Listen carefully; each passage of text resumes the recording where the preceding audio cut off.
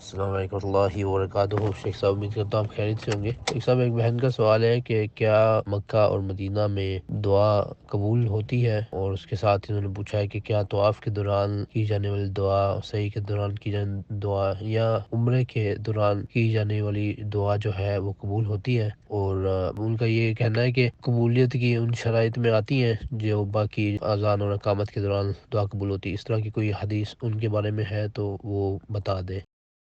وعلیکم السلام ورحمۃ اللہ وبرکاتہ۔ جی، اس بہن کے سوال کا جواب یہ ہے، نبی کریم صلی اللہ علیہ وسلم کا فرمان ہے کہ الحجاج والعمار وفد اللہ دعاہم فاجابوہ، حج کرنے والے اور عمرہ کرنے والے لوگ اللہ کے مہمان ہوتے ہیں، اللہ نے انہیں بلایا تو یہ چلے آئے، اب یہ اللہ تعالیٰ سے جو کچھ مانگیں گے اللہ انہیں دے گا، اللہ ان کی دعا کو قبول کرے گا۔ یہ حدیث کے الفاظ ہیں۔ اس سے یہ ثابت ہوتا ہے عمرہ کے پورے سفر کے دوران، گھر سے نکلنے سے لے کے گھر واپس آنے تک، اس دوران جو بھی انسان دعا کرے تو وہ دعا اللہ رب العزت کے ہاں قابل قبول ہوتی ہے، اگر کوئی رکاوٹ نہ ہو تو، کیونکہ بعض اوقات رکاوٹیں بھی پیش آتی ہیں دعا کی قبولیت میں۔ مثال کے طور پر انسان اگر حرام کھاتا ہو، حرام پیتا ہو، حرام لباس پہنتا ہو تو اس کی دعا قبول نہیں ہوتی ہے۔ کوئی اس قسم کی کوئی رکاوٹیں نہ ہوں، اگر ریاکاری دکھلاوا نہ ہو، اللہ کی رضا ہو، اخلاص کے ساتھ انسان عبادت کرنے کے لیے جائے تو وہ تو اللہ کا مہمان ہوتا ہے، اور اللہ رب العزت نے بلایا تو اللہ کی دعوت پہ لبیک کہتے ہوئے حج کرنے والے، عمرہ کرنے والے جاتے ہیں تو اللہ تعالیٰ سے مانگا جاتا ہے تو اللہ رب العزت عطا کرتا ہے۔ اللہ بہت ہی اکرم الاکرمین ہے۔